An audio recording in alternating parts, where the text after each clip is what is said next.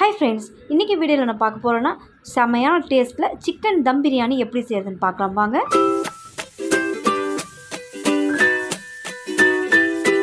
பிரியாணி செய்ய ஒரு அகலமான பாத்திரம் வச்சுட்டு 100 கிராம் அளவுக்கு ரீஃபண்ட் ஆயில் சேர்த்துருக்கிறேன்.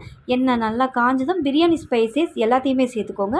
இதெல்லாம் சேர்த்து நல்லா பொரிஞ்சதும் 1 கிலோ சிக்கன் 1 கிலோ அரிசி எடுத்துருக்கேன். அதுக்கு வெங்காயம் பார்த்தீங்கன்னா 500 கிராம் வெங்காயம் நீட்டை வாக்கில் வெட்டினதும் எடுத்துக்கோங்க. கூடவே பச்சை மிளகாயும் ஒரு 5-6 பச்சை மிளகாய் நல்லா கீறிட்டு சேர்த்துக்கோங்க. சேர்த்து ஒரு 2-3 நிமிஷம் வதக்கி விட்டால் போதும். ரொம்ப நேரம் கலர் மாதிரி வதங்கணும்னு அவசியம் இல்லை. ஜஸ்ட் ஒரு 2 நிமிஷம் மட்டும் நல்லா மிக்ஸ் பண்ணி விட்டு இதில் இஞ்சி பூண்டு விழுது சேர்த்துக்கலாம். 3 ஸ்பூன் அளவுக்கு இஞ்சி பூண்டு விழுது சேர்த்துக்கிறேன். இதை சேர்த்துட்டு பச்சை வாசனை இல்லாமல் நல்லா வதக்கி விட்டுக்கலாம்.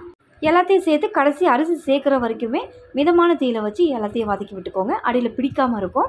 இஞ்சி பூண்டு பேஸ்ட்டு சேர்த்து நல்லா வதக்கியாச்சு. இப்போ தக்காளி சேர்த்துக்கலாம். தக்காளி சேர்த்த அளவுன்னு பார்த்தீங்கன்னா 250 கிராம் தக்காளி சேர்த்துருக்கேன். அதிகமாக சேர்க்கக்கூடாது, பிரியாணிக்கு புளிப்பு சுவை கொஞ்சம் அதிகமாக தெரியும். தக்காளியை குறைவாகவே சேர்த்துக்கோங்க. இப்போ இது கூடவே 2 கைப்பிடி அளவுக்கு புதினா பொடியை நறுக்கி சேர்த்துக்கிறேன். கூடவே 1 கைப்பிடி அளவுக்கு கொத்தமல்லியும் சேர்த்துக்கிறேன். இப்போவே சேர்த்தோன்னா நல்லா வாசமாக இருக்கும் பிரியாணி. இப்போ தக்காளி கூட சேர்த்து இந்த புதினா கொத்தமல்லி எல்லாமே நல்லா வதங்கி வரட்டும். ஒரு 2 நிமிஷம் நல்லா மூடி வச்சுக்கலாம். 2 நிமிஷம் நல்லா இதை மூடி வச்சு வதக்கி விட்டுருக்கோம். இப்போ நல்லா இதை கலந்து கொடுத்துட்டு சிக்கன் சேர்த்துக்கலாம். 1 கிலோ சிக்கன் பிரியாணி பீஸுன்னு கேட்டு வாங்கிக்கோங்க. அவங்க ஒரு சைஸாக கட் பண்ணி கொடுப்பாங்க பிரியாணிக்கு தகுந்த மாதிரி. இப்போ நான் அந்த மாதிரி கட் பண்ணி வாங்கிட்டு வந்திருக்கேன்.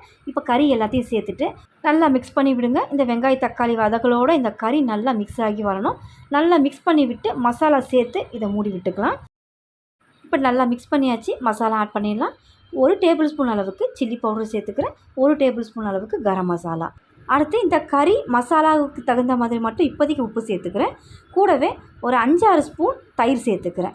நம்ம இதுக்கு வேறு எந்த மசாலாவும் ஆட் பண்ணல. வாசனைக்காக பிரியாணி மசாலா அந்த மாதிரி எதுவுமே ஆட் பண்ணல. வெறும் சில்லி பவுடர் கரம் மசாலா மட்டும்தான். நம்ம இதில் சேர்த்துருக்கிற புதினா கொத்தமல்லியோட ஃப்ளேவரோட அட்டகாசமாக வரும் பிரியாணியோட டேஸ்ட்டு. வேறு எந்த மசாலாவும் சேர்க்காதீங்க. இப்போ எல்லாத்தையும் நல்லா கலந்து விட்டு ஒரு 5 நிமிஷம் மிதமான தீயில வச்சு இந்த கறியை வேக விட்டுக்கலாம். இப்போ கறியில் நல்லா மசாலா இறங்கி வந்திருக்கு. சிக்கனும் பாதி அளவுக்கு வெந்து வந்துருச்சு. இப்போ இது எல்லாத்தையும் நல்லா கலந்து விட்டு இப்போ இதில் அரிசியை சேர்த்துக்கலாம். பிரியாணி செய்ய ஆரம்பிக்கும் போதே அரிசியை ஊற விட்டு 1/2 ஹவராக நல்லா ஊறியிருக்கு. 1/2 ஹவர் மட்டும் ஊற விட்டுக்கோங்க. அதிகமாகவும் ஊற வைக்கக்கூடாது, கம்மியாகவும் ஊற வச்சு சேர்க்கக்கூடாது. அரிசியோட வெயிட் 1 கிலோ. 1 கிலோவை 4 கப்பு அளந்து எடுத்திருக்கேன். நீங்கள் எந்த கப்பில் அரிசி எடுக்கிறீங்களோ அதே கப்பில் 1க்கு 1.5 அளவு கணக்குக்கு தண்ணி சேர்த்துக்கோங்க. தம் போடுறதுனால 1.5 சேர்த்திங்கன்னா சரியாக இருக்கும். இப்போ அரிசிக்கு தகுந்த மாதிரி உப்பு சேர்த்துக்கிறேன். முதல்ல நம்ம மசாலா கறிக்கு சேர்த்துட்டோம், அரிசிக்கு தனியாக சேர்த்துக்கிறேன். இப்படி தனித்தனியாக சேர்க்கும்போது உப்போட அளவு அதிகமாகவும் ஆகாமல் குறைவாகவும் ஆகாமல் கரெக்டாக இருக்கும். இப்போ இது எல்லாத்தையும் சேர்த்து நல்லா மிக்ஸ் பண்ணிக்கலாம்.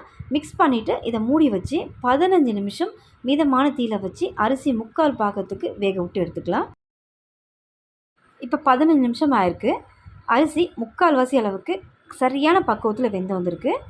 அடியில் லைட்டாக தண்ணி இருக்குது. இந்த அளவுக்கு இருந்தால் தான் அடுத்து தம் போடும்போது இந்த தண்ணி நல்லா அந்த அரிசி இழுத்து பிரியாணி ஒன்று ஒட்டாமல் செம்ம டேஸ்ட்டில் வரும் பிரியாணி. இப்போ அடியில் இருக்கிற சாதத்தை மேலாக்க எடுத்து அப்படியே விட்டு இந்த மாதிரி சமம் பண்ணி விட்டுக்கோங்க.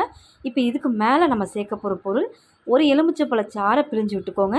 இது கூடவே கொஞ்சமாக பொடியை நறுக்கின கொத்தமல்லியும் சேர்த்துக்கோங்க. அடுத்து இது கூடவே நெய் ஒரு 4 ஸ்பூன் நெய்யை இது கூட சேர்த்துக்கிறேன்.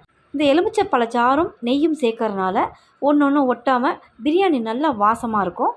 இப்போ மூடி போட்டு தம் போட்டுடலாம். அடுப்புக்குள்ளே இருக்கிற கங்குங்களை எடுத்து இந்த மாதிரி தட்டுக்கு மேலே போட்டு விடுங்க.